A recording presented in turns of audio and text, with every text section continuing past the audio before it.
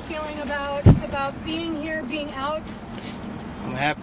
I finally made it. 12.5 years, I made it though. I've been through a lot. A lot of times, people don't understand the things that we go through being incarcerated. Not only was I incarcerated, my family and friends was incarcerated. They had to deal with this same thing that I had to deal with. Me missing all these Christmas. Now I get to finally spend the Christmas with my family. I get to actually call my family when I feel like it. They call me when they feel like it. I've been through a lot. I had my struggles. I had my breakdowns. I'd have been on suicide watch, but I made it. But I'm also got so much trauma. I can't sleep without psych medication. I can't even think straight. I'm paranoid. I'm messed up. But through the strength of my family and my friends, I made it though. And this is what messed you up? Yes, it messed me up bad. Very bad. Like, Darian, how you feel right now, standing outside? I mean, you're not inside of a jail cell. You're not in cuffs. You're not in a suit. It ain't registered yet. I still don't even, like, it ain't registered yet. It's gonna hit me though. When it hit me, I'm gonna be happy. I lost a lot. I lost all my friends. I lost a lot of things. I lost things I could never get back. No amount of money can repay the time that I lost. I already spent it. You asked me to choose the money or my time back. I already take my time back because I missed some of my best years. But man, I'm finna live some good years now. What do you want to do? What do you want to do? Have a family. Darian, going back to the sentence in 76 years and then realizing today that the star witness was legally blind, what was going through your mind when you got that news? Did you believe at that moment there's going to come a day where I'll be free? Yes, my mentor, Samuel Kareem, he's a diabetic. And when he read my case, he said, I don't have to read no more. That's your way home. And I didn't understand it at first. And then that's when I dug deeper. And that's when I found out that he was legally blind. And I brought it to my lawyers, and they did their investigation. They pulled it up, and they found all the reports. And Darren, for the scores of other black men that are locked up in the Cook County prison right now, wrongfully convicted, what do you want to say to them? What do you want to say to their families, offering them hope during the holiday season? Look at our cameras. The way I made it, everybody else can make it. My fight don't stop here. Without the system that I was in, I wouldn't be who I am today as a man. And the fight don't stop. I'm going to continue to fight. I'm going to continue to be an activist. I'm going to law school. I got to expose what's really going on. When I sit down with a real interview, I can sit down and tell y'all the things that I've been through, the racism, the way we was treated. We treated like animals. I had to act like savages. I played with feces. I was hungry, so that's the only way we can eat. When you playing with feces just to rob somebody, just to eat, it's sad. It's crazy. That's the way to eat. You know, Jimmy Soto was there today. 40 plus years. Jimmy Soto's here. He had some powerful things to say. Jimmy, you spent a long time in there. You had a 76-year sentence. How are you feeling standing next to the man who went through, and you guys met in prison, I believe, Yeah, right? we met in Stateville, yes, sir. Yeah. Tell me what this moment is like and not behind bars. Man, it feels unreal, but it's real, man. Our fight don't stop. We're going to continue fighting for everybody else that's locked up, for all the black mothers that have to go through this, because they the main ones that suffer, the black mothers. We go into the system. Look at the symbol of justice. That's how we enter the system as black men, blind to the things that we have to go through. The scale is tipped in the favor of the prosecution. I'm fighting for my life. I'm fighting for my life. Why is the scale in favor to them? Why is it an even fight? I'm supposed to be judged by a jury of my peers. You put 12 people on the stand and never step foot on the south side of Chicago. How they gonna know what I've been through? How they gonna understand my situation? When I was in Menard, they said, just because you're legally blind doesn't mean that you're not guilty. Those are the same people that's put on the stand to judge me. And that's what we got to go through. And we got to fight for our lives. We're supposed to be innocent to proving guilty, but we're guilty until proven innocent. And the fight is long. I got my fight over with because of my mentor, Samuel Kareem. He stayed on me every day in that cell. He made sure I did it. He challenged me in everything. And everything he beat me in. He's old, but he beat me in everything, you know?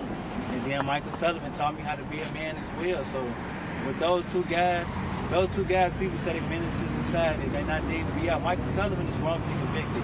He be going 28 years. Why doesn't nobody help him home? Why is it that he still have to suffer through everything? Samuel Kareem, he was defending himself. 4 people was coming to kill him, and he defended himself. Why is he still locked up? I was in the cell with a man on death row. Sometimes you don't even know how that feels to be in the cell with somebody that I know don't supposed to be here, but that man that was here, that's why I'm here right now. And I'm going to fight for him. Him and Michael Sullivan are my #1 priority. Does your mom want to say anything? You talked about the mothers. What is going through your heart? I'm at a loss for words. I'm just so excited. But I want to tell the families, please do not stop fighting. For all the inmates, hold your head and please stay in those law books. This is living proof. Don't stop fighting. You can come home one day too. Jimmy, what is this moment like? Because you said something earlier, now you get to stand next to Derek. Tell me what this moment is like. I mean, I said it before, is you pay it forward, you know. He's going to pay it forward for Michael Sullivan and Samuel Kareem, and then they're going to pay it forward. And pretty soon, there's going to be a lot of brothers and sisters who are wrongfully convicted that are going to be here, black and brown people. And I think that it's just going to continue because the system is truly broken. Yeah. And even though some that may not be wrongfully convicted, the Constitution say they supposed to be put in this prison system as a rehabilitation. They supposed to have a second chance at life. They deserve their second chance. They deserve their second chance. Nobody is perfect. A sin is a sin. A crime is a crime. But how you know this person changed if you never give them a chance? You put us in the jails. I had to learn on my own. They didn't have no programs for us to learn. I had to learn business books on my own. I sat in that cell and I had my family and friends send me these business books. I had to learn about stocks on my own, real estate, trucking, everything, so I don't have to get out and reoffend and turn to the streets just to make it. And a lot of times we are judged because they say, oh, he got out, he reoffended. What opportunity did you give him? You want to take these guns out these kids' hands, but can you place an opportunity in the other hand for them to stay out of the streets? That's it. That's it. Yeah. So I want to just thank Kim Fox again, and I want to thank my lawyer right here. She fought for me real hard. It's my angel. And I just want to thank my family. And man, I want to thank Samuel Kareem and Michael Sullivan. I wish that from this interview that people reach out to them and start trying to help them now because they my main fight. And I want to do a real interview to sit down with somebody and really talk about what I went through to really break down the prison system and understand what we've been through. Because nobody really understands. Nobody really understands until it's really broken down because our families got to pay these tax dollars just to send us to trial and go to these things. I was just in East County with these people, and I was just in Menard, I was just in Stateville with people that lost hope. It's people that feel like they ain't never going home. And it's sad. It's just sad. And the way we fight, we've been knew about this situation since, 2017, we've been knew he was legally blind. Why did it take so long? And why we had to fight so hard? Sometimes when the evidence is just that blank, just let them go. And it had to take for Kim Fox to step in, so it just shows you that everybody else is just not right. The conviction integrity denied my case, and they say, oh, some Mr. Perry. That's not even my name. They didn't even have the audacity to spell my name right, you know? It just shows you that they don't care. And we just need somebody to care for us. We need help. We're not bad people. We just a product of our environment. Nobody understands how it is to grow up. It shouldn't be normal for us to be walking past and see a dead body. Oh, that's just normal. That's just a normal day.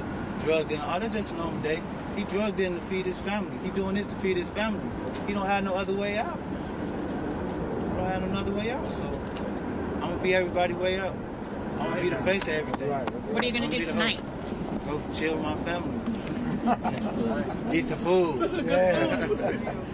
That's real food. Thank you, man. We're excited for you. Thank you. All right, thank you. Any more questions? You're good for now. All right. Mom, Thank you. All right, thank you. Thank you guys. Sorry it's so cold Bye, and took so long. Let you enjoy your family your home, man. We'll be in touch. Yep. We'll be there. We're going to get some more